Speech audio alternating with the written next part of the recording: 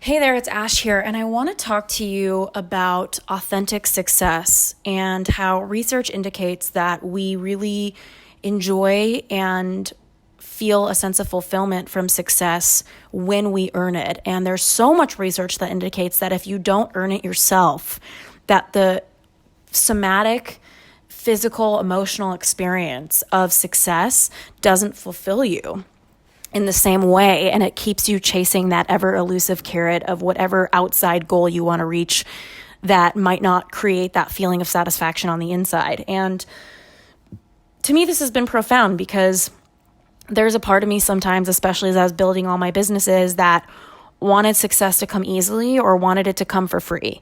There's some days that I wake up and I'm like, I don't want to have to hustle on Instagram, or I don't want to have to write an email. It's not like I'm not grateful. I think that sometimes when we don't want to do something, we buy into the belief that we must not be grateful. I think a lot of you, especially having coached so many job seekers and people on how to figure out their purpose one-on-one, what I'm finding is there's so many people who buy into the belief that if they don't like where they are, they're not grateful for where they are. And that doesn't have to be true.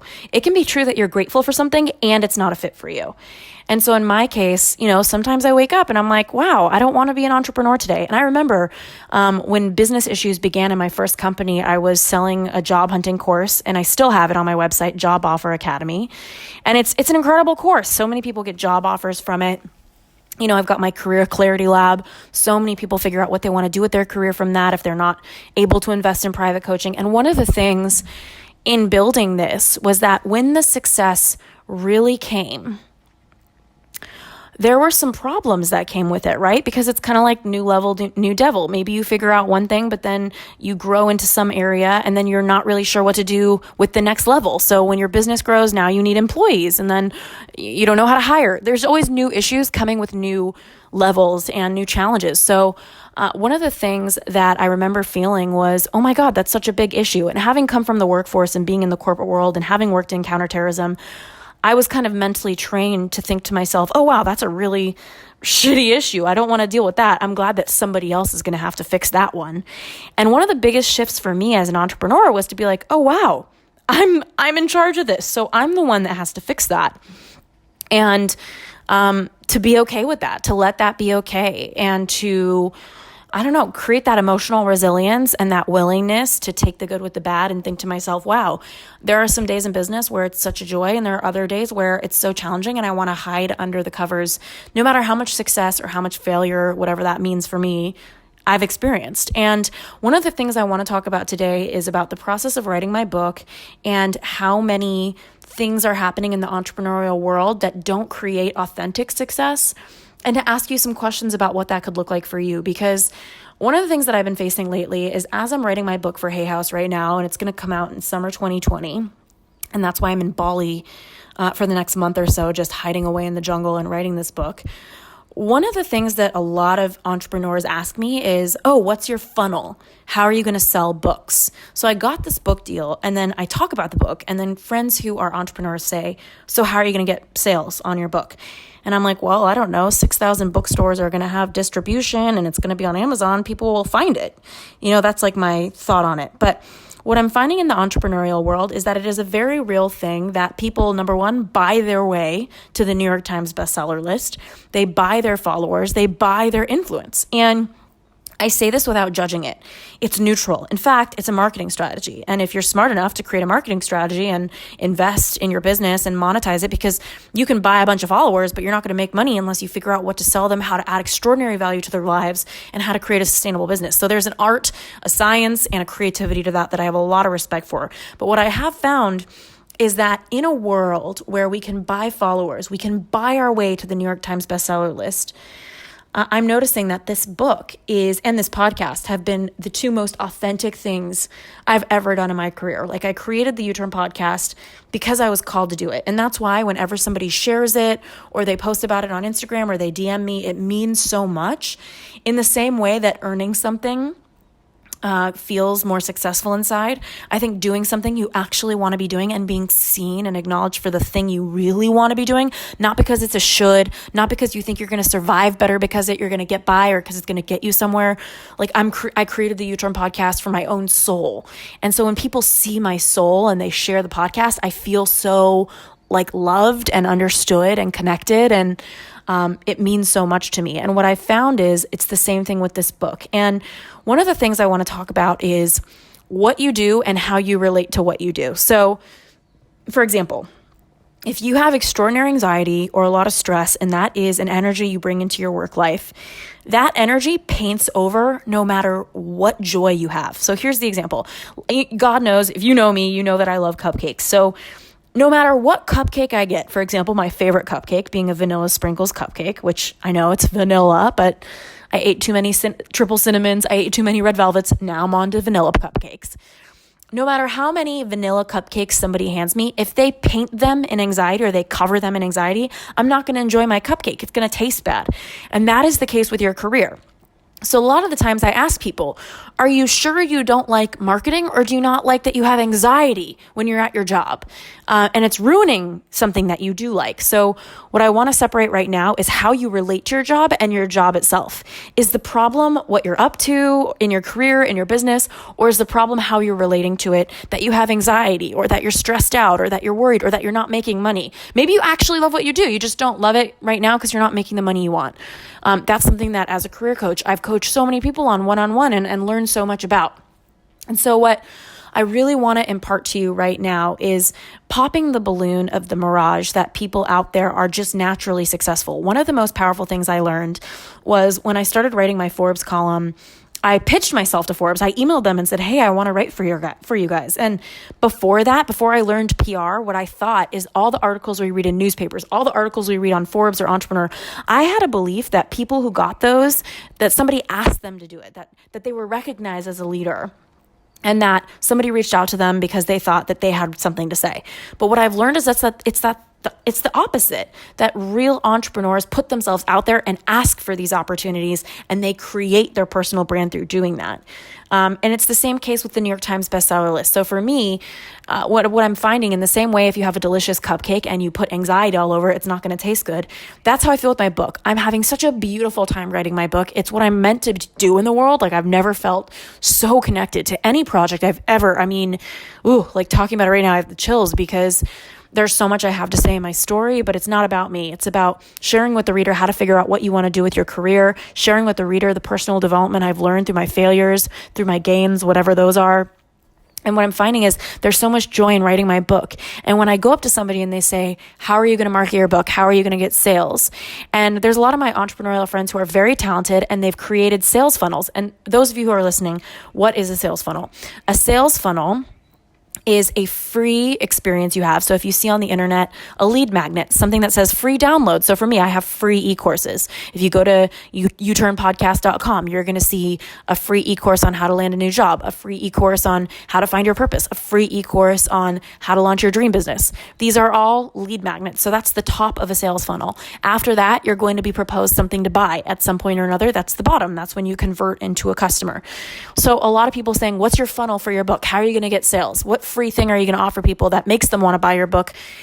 And it's so interesting because I'm so deeply in alignment with this book. I feel so much like I'm doing my soul's work that, number one, I'm not attached to the sales, even though I know that it's going to be out there and people are going to get it. But number two, I don't want to ruin my experience of the book by turning it into something that needs to be all about marketing. I just want to be all about writing the best book I possibly can in my body and my soul and my energy, and not thinking about how it's going to sell, because there's something inside of me that feels like I'm so deeply in alignment that I feel like the people who read it are going to talk about it and the world is going to see me. And even if that doesn't happen, even if that story is not true, I don't want to turn something that is such a joy project into a business project that takes away the spirit and the soul that I came into it in the first place. And I think this is one of the biggest traps we get caught in, is we start on a path because our soul wants to do it. We're called to it. And somewhere along the lines, we buy into the belief that it's not enough for us to just do the work we want to do and put it out there, and that we have to do more or be more or hustle more for people to want to see or receive what we're putting out there. And one of the most powerful things I am standing in right now is whenever friends are asking me, how are you going to market your book? I say to them, some of my girlfriends are going to post on Instagram about it, and I think people are just going to buy it. How are you going to get to the New York Times bestseller list? I think it's going to be a great book, and I think people are just going to talk about it, hopefully. And it's like staying in the lane of my joy, the irony that it is going to create a powerful book, allowing all of my energy in this book to be tethered in the mastery of writing something that feels like a masterpiece. That's where I want to hang out. And I think that's where fulfillment really is, whether it sells or not. And that's, I think, where the joy is in your career, is figuring out, where are you the most aligned? What skill are you using? Where are you at your best when you are the most aligned? How do you want to express that skill? That's the ultimate piece of what I coach people on one-on-one in clarity, is figuring out what is that one gift you have and how do you turn that into a career? What are the options? What are the visions you can come up with? What's an action plan for that? So I think first asking yourself, where do you feel so much joy and alignment that people can only see you? And I invite you to do that thing, whatever that is, or invest in figuring out what that thing is. Not because you want people to see you, but because you want to see yourself, that you want to have that direct experience of fulfillment and truly being, and not projectizing something that otherwise brings you joy and it brings you into your body and brings you into being your full self, taking your full self into your work with you. And so, yes, we live in a world of buying influence. We live in a world of buying our way to the New York Times bestseller list. We live in a world of buying followers and suddenly appearing like we have a huge audience overnight. But what I ultimately want to ask you is, how do you want to experience life? Do you want to enjoy what you're doing, or do you want to turn everything you're doing into a project? And it's not to say there's anything wrong with investing and really pushing something you believe in. In fact, I would say it's a loss for you to not do that when you really believe in something. I will definitely put myself out there on some level for this book, but what I refuse to do is turn my joy into my work.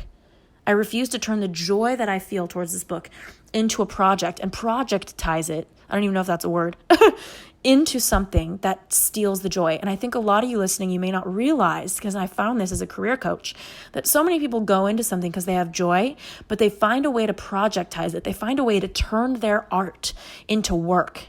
And it steals all of the joy out of something that is otherwise sacred to them. And so my invitation to you today is to really ask yourself, what is that thing? And if you don't know, to really invest in that and listen to the U-Turn podcast episode with Philip McKernan, episode 30-something, about how to figure out what you want to do, how to love yourself. What a powerful episode for how to get clarity on what you're meant to do in the world. Invest in my free course, my sales funnel, my lead magnet, the free course at uturnpodcast.com on how to figure out what you want to do. Read a book, do whatever it is. Become focused on the answer, because a lot of the times when we want answers, we ask the wrong questions. So here's the question I invite you to ask yourself. Not how do I figure this out, but what circumstance do I need to put myself in to be in an energy where I can go figure this out? That is, I think, the real sauce, is figuring out, where do you feel connected? Do you go to yoga classes? Do you see friends? What do you need to surround yourself in? Where are you where answers usually come to you? Is it jogging? Is it at the beach? In my case, the ocean is super meditative to me. Friends like Amanda Bucci, Sarah Stewart, Alyssa Nobriga, Libby Crow, Sarah Pendrick from Girl Talk Network. There are some people in my life that are just soul food.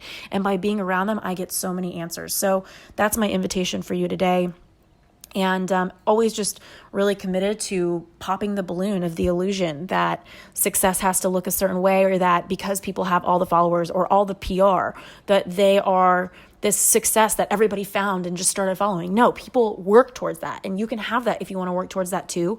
But I would say, before you projectize what you want, before you put an audience around what you want, whether you're a job seeker that wants to start blogging, or an entrepreneur, maybe you've taken my free course on how to launch your business, whatever have you, before you start building an audience, ask yourself, what is my joy?